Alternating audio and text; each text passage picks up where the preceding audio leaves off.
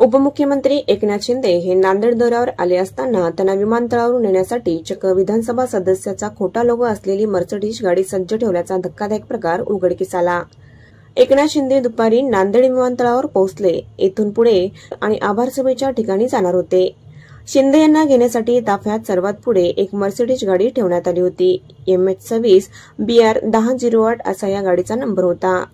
या गाडीवर महाराष्ट्र विधानसभा सदस्य सत्यमेव जयते असा आमदाराच्या गाडीवर असणारा लोगो होता। पण काही पत्रकारांना या गाडीवर संशय आला।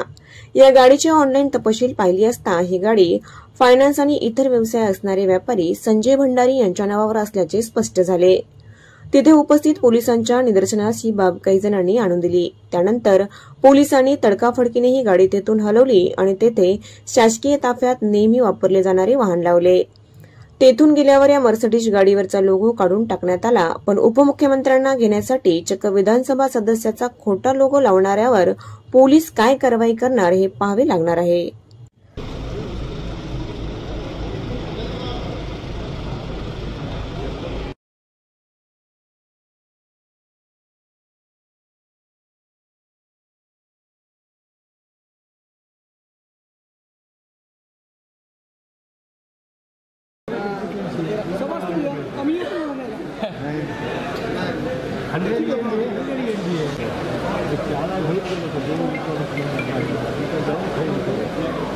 माझ्यापेक्षा जास्त